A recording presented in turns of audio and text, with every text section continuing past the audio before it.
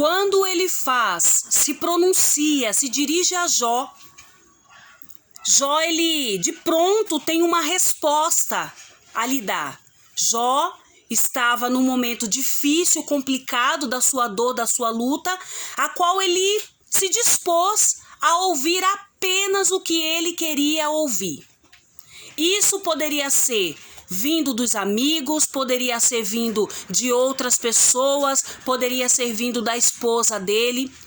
Ele deixa claro no seguir, no desenrolar da história para cá, nós vemos que ele deixa claro que ele só vai ouvir o que ele quer ouvir agora. Quando ele se dirige a Jó pela segunda vez, para trazer a visão de Jó para um outro âmbito, para observar o outro lado da moeda, Jó, ele traz uma resposta também, o que é muito comum do meio da sua dor.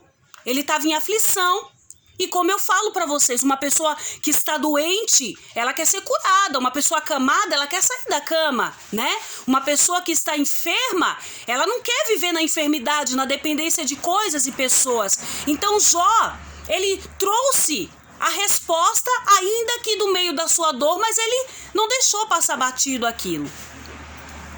Depois que Jó segue, né, com sua resposta, Bildade, então, né, até acredito, assim, pela história, né, pelo que vemos no capítulo 18, sem muita paciência, porque Bildade, Zofar e Elifaz estavam tentando mostrar para Jó que Jó considerasse outras situações, além daquela que ele estava passando, que era válida, mas considerasse o outro lado da moeda. Então, quando eu li o capítulo 18, eu percebo assim que parece que Bildade, né, ele é aquele amigo que não tem tanta paciência, né? Então, Bildade, ele fala com Jó como se Jó, chamando a atenção de Jó, como se Jó, poxa Jó, você tá achando que nós somos animais, né? Você está desconsiderando o que nós estamos falando? Nós somos seus amigos. Nós estamos vivendo com você de perto, né? Essa tribulação que você está passando. Então, Bildade, ele estava pronto, assim como Zofar e Elifaz, a trazer a Jó uma visão diferente.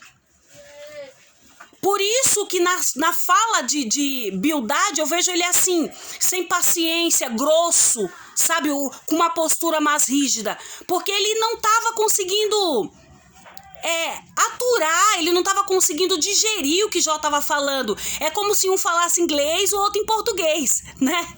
Um fala, o outro não entende, é uma confusão.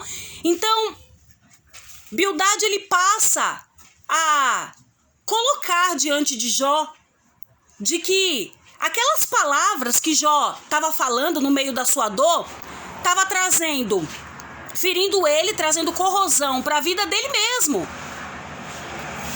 E de verdade, assim, quem de nós, no meio de uma dor, de uma tribulação, não passamos a ter essa atitude que Jó teve? Eu mesmo posso dizer, e quem está perto de mim, quem viveu essa dor comigo, vai poder afirmar. Dependendo do nível da tribulação que você tá, a sua conversa, né, a sua resposta é uma resposta sem visão, é uma resposta de dor, é uma resposta de desespero. E você não tem outra conversa senão aquela. É como se você quisesse arrancar do seu peito à força aquela dor, porque é a dor que dói.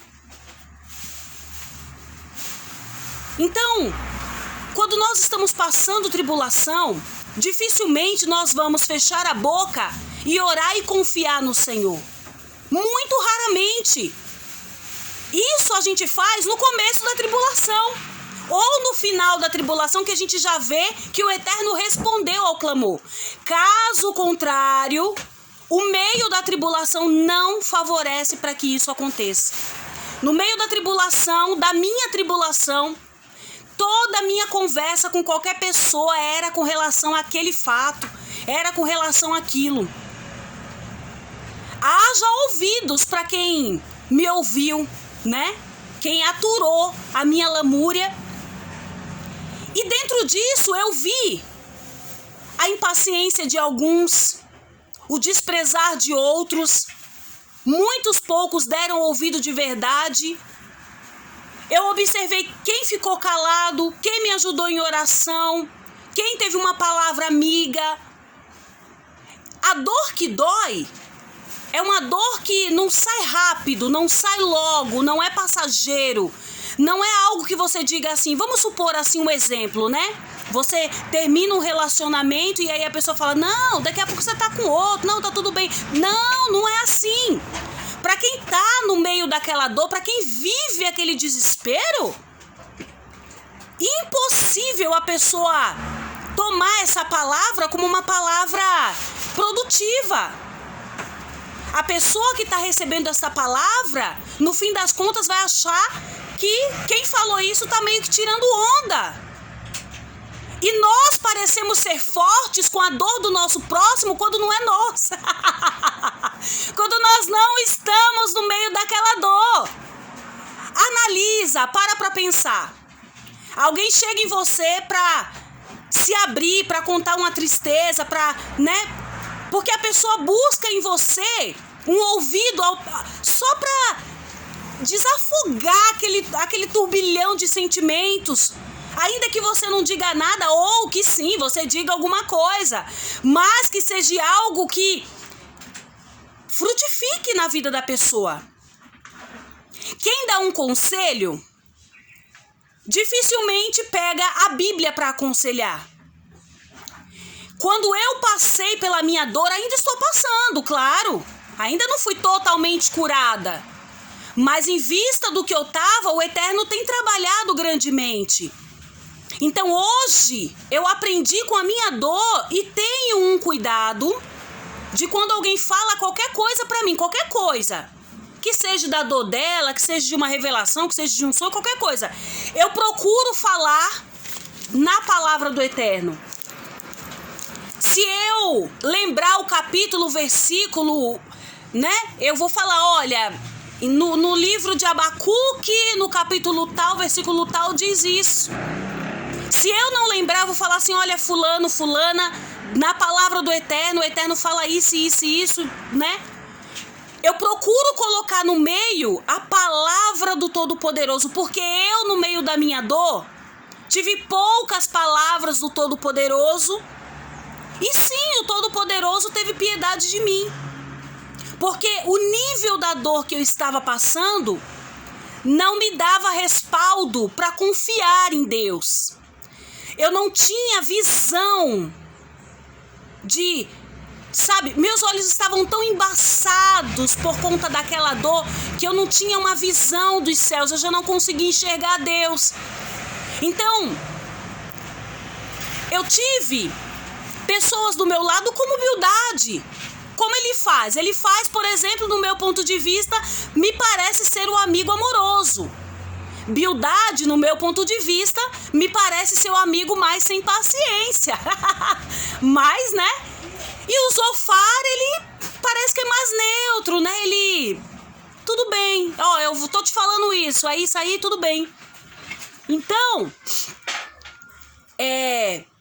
até para aconselhar, desculpa, até para aconselhar alguém, nós precisamos de estar firmes na palavra do Eterno. Porque quando a palavra do Eterno chega, há resultado positivo. Veja quantos vídeos eu já não gravei da lamúria de Jó. E nós já estamos no capítulo 18. Falta muito para terminar. São 42 ao que conhecemos. Mas Jó, desde o capítulo 2, ele vem reclamando, ele vem expondo a dor dele, né? Do 2, ele já estava meio inclinado à tristeza por conta da perda dos filhos, né? Do 3 em diante, aí ele já começa mais assíduo, porque o inimigo, né, agiu pele por pele, osso por osso. Então, Quantos capítulos, quantos anos, quantos vídeos gravados, quantas vezes nós lemos? E a dor de Jó, aqui no capítulo 18, era uma dor muito profunda. E eu entendo que não era que os amigos dele não estavam entendendo a dor dele. Os amigos dele estavam chamando a atenção dele para que ele pudesse desanuviar a visão, tirar a visão daquela dor que dói e colocar a dor, né, a visão, aliás, no Todo-Poderoso, porque ele ia aliviar aquela dor. Ainda que os amigos de Jó o acusassem, né, dizendo que Jó estava pagando pelo castigo dele, as pessoas dissessem que ele estava passando aquilo porque ele roubou, assim, né? Fez mal aos seus amigos, então teria um castigo.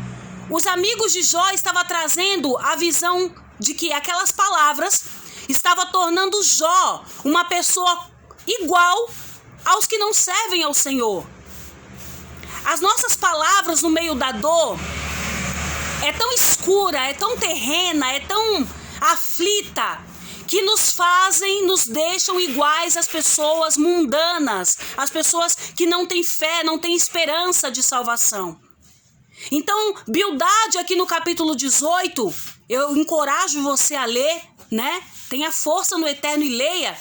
E você vai ver que Bildade dá vários exemplos para Jó do que acontece com as pessoas maus.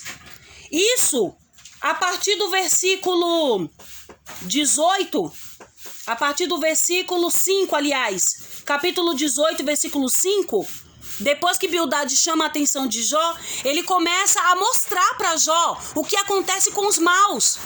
Então, olha só, ele estava trazendo Jó para uma visão diferenciada do que Jó não estava enxergando. Por quê? Porque a atitude, as palavras que Jó estava empreendendo naquele momento estava o tornando compatível com o mundo. E as pessoas do mundo que não têm o Senhor, não têm esperança de salvação, são maus e vão herdar um castigo eterno. Então Bildade, mesmo ao meu ponto de vista, uma pessoa assim mais rude, ele estava trazendo realmente uma palavra amiga. Olha, Jó, não faz mais isso não fala mais isso não. Se você quer falar sobre isso, tenta calar a boca, para que o Eterno não te veja, não te iguale como um ímpio, por conta das tuas palavras, você não pague o castigo dos ímpios, porque os ímpios, os maus, logo perecem. O que os ímpios não veem, mas lhe esperam é a morte. Tá vendo aí? Leia que você vai ver que é isso que ele fala. Eles não estão vendo, mas a única coisa que espera os maus, os perversos, é a morte. Não tem luz na vida deles, não tem salvação para eles. Tá vendo aí? Então, eu posso afirmar como prova viva de que a dor que dói e dói muito, existe. É difícil lidar, é difícil. Quem sabe o Criador me motivou a trazer, né, esse desenrolar, esses detalhes da história de Jó, porque de fato é o que vivemos e não enxergamos. De fato é o que passamos e às vezes até a gente reclama, né, faz a nossa lamúria, igual Jó estava aqui desacreditado, sem conhecer de verdade a grandeza do Criador. Porque quando nós estamos no momento bom da nossa vida, né? É fácil nós glorificarmos ao Pai. Sim ou não? É fácil nós orarmos, ajoelhar, orar. É fácil a gente falar. É fácil a gente, né? Mas e quando nós estamos no meio dessa dor que dói? No meio de um desespero que até sair correndo na rua é vantagem. Tá vendo aí? Então, fica comigo. Continua com essa fé, acompanhando o destrinchar desta palavra. E veja que o Eterno tem muito a te revelar. O Eterno te abençoe. E até a próxima gravação.